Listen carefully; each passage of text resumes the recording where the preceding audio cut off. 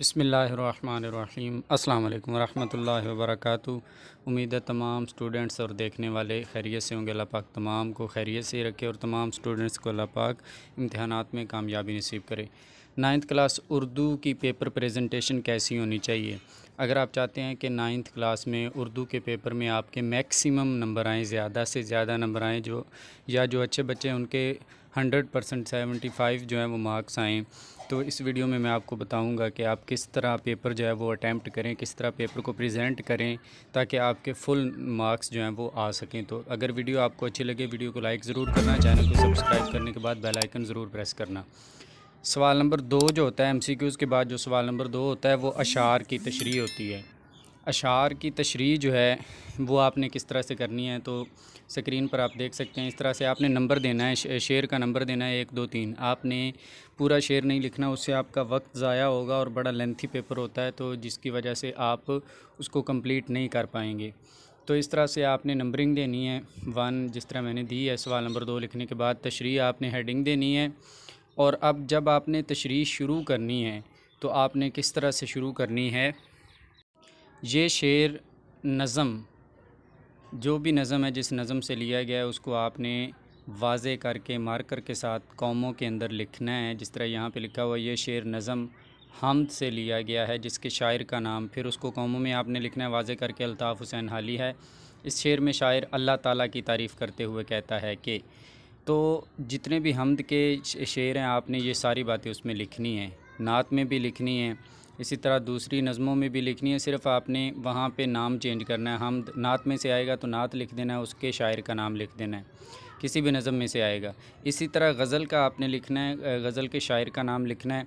और गज़ल में ज़्यादातर शायर जो है वो जिस चीज़ की तारीफ़ करता है, अपने महबूब की ज़ुल्फ़ों की तारीफ़ करता है, दांतों की तारीफ़ करता है, कद की तारीफ़ करता है, आँखों की तारीफ़ करता है। तो इस तरह से वहाँ पे आपने लिखना है।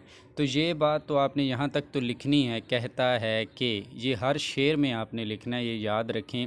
यहाँ से शुरू से लेके यहाँ तक कहता है तक आपने हर शेर में लिखना है। इस तरह आपने तशरीह करनी है।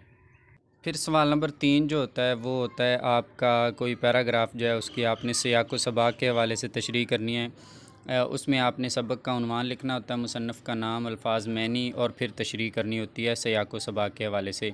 वो इस तरह से आपने अटैम्प्ट करना है जिस तरह से आप स्क्रीन पर देख रहे हैं। इसी तरह खूबसूरत तरीके से आपने सवाल नंबर 3 की हेडिंग देनी है, दरमियान में, पेज के दरमियान में जो आपको शीट मिलेगी बोर्ड की।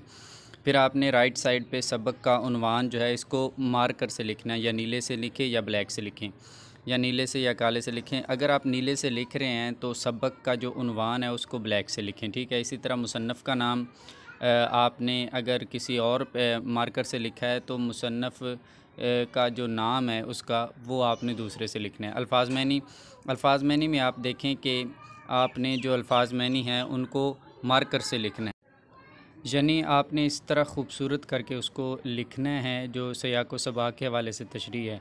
तो जैसे सबक का उन्वान अगर पंचायत है तो पंचायत आपने लिखना है ब्लैक से। इसी तरह मुसन्नफ़ का नाम ब्लैक से लिखना है, मुंशी प्रेमचंद ने इसको लिखा है। अल्फाज मैनी जो है आपने, अब कमान लिखा हुआ है तो कमान का जो मैनी आपने लिखना है वो आपने पेन से लिखना है, पेन से लिखना है, नीले से या काले पेन से आप लिखें। नीले से लिखें तो ज़्यादा खूबसूरत नज़र आएगा। इसी तरह तस्फ़िया का मैनी, इस तरह 2 डॉट लगा के आगे आपने मैनी लिखना है। रसूख का मैनी, मंतक का मैनी, ठीक है। तो फिर नीचे आपने तशरीह की हेडिंग देने के बाद तशरीह शुरू कर देनी है सियाक़ व सबाक़ के हवाले से। जो भी पैराग्राफ आएगा उस हवाले से आपने उसकी तशरीह कर देनी है। तो इस तरह से खूबसूरत तरीके से आप लिखेंगे तो आपको इस सवाल में पूरे नंबर मिलेंगे। सवाल नंबर 4 मुख्तसर सवालात होते हैं, ये 8 आते हैं, अब अपने 5 करने होते हैं। तो इनको किस तरह आपने इस तरह खूबसूरत तरीके से लिखना है जैसे आपको स्क्रीन पर नज़र आ रहा है। सवाल नंबर 4 की हेडिंग आपने बिल्कुल ऐन दरमियान में देनी है मुख्तसर सवालात की हेडिंग देने के बाद। अब सवाल पूरा नहीं लिखना आपने उसकी नंबरिंग देनी है। और नंबरिंग किस तरह देनी है, इस तरह खूबसूरत तरीके से जिस तरह आपको स्क्रीन पर नज़र आ रही है। फिर आपने जवाब लिखना है और जवाब को बिल्कुल वाज़े करके खूबसूरत करके लिखना है जिस तरह यहाँ पे लिखा हुआ है। माहिरीन का ख़्याल है कि बुलबुल के गाने की वजह उसकी गमगीन और ख़ानगी ज़िंदगी है। फिर आपने नीचे लाइन लगा के ऊपर वाले सवाल को नीचे वाले सवाल से अलहदा कर। उसके बाद एक ऐसा सवाल कि जो आपको बहुत अच्छे नंबर दिला सकता है पेपर में, वो दरख्वास्त वाला होता है। या आपने ख़त लिखना होता है या दरख्वास्त लिखनी होती है। दरख्वास्त कैसे लिखेंगे आप यहाँ पे देख सकते हैं। दरख्वास्त के ऊपर हेडिंग देंगे दरमियान में पेज के, फिर बखिदमत जनाब, जिसको भी आपने लिखनी है, हेड मास्टर को लिखनी है या किसी ऑफ़िसर को लिखनी है, हेल्थ ऑफिसर को लिखनी है या किसी को भी आपने लिखनी है तो उसका नाम लिखना है और फिर उसकी जगह का नाम लिख देना है। हेड मास्टर को लिखेंगे तो स्कूल का नाम लिखेंगे, किसी ऑफ़िस में लिखेंगे तो ऑफ़िस का नाम लिखेंगे, ठीक है। फिर आपने जनाब आली जो है उसको बिल्कुल ऐन दरमियान में उसको लिखना है। मुअद्दबाना गुजारिश है कि फिर आपने जो भी आपका दरख्वास्त है उस हवाले से पूरा पैराग्राफ लिखने के बाद नीचे ऐन नवाज़िश होगी आपने लेफ़्ट साइड पे लिखना है और बिल्कुल ऐन दरमियान में अल-अर्ज़ लिखना है। फिर लेफ़्ट साइड पे आपका फरमाबरदार अलिफ़ बे जीम, आपने नाम नहीं लिखना, बोर्ड के पेपर में नाम नहीं लिखा जाता। और राइट साइड पे आपने फिर आखिर पे डेट लिख देनी है। तो इस तरह से आपने बोर्ड के पेपर को अटैम्प्ट करना है। इसके अलावा ख़ुलासा लिखना और दुरुस्ती, जुमलों की दुरुस्तगी जो है वो बिल्कुल आसान सवाल हैं, उसमें प्रेजेंटेशन इतना मैटर नहीं करती, तो वो भी आपने ध्यान से और ख़ूबसूरत करके लिखने हैं।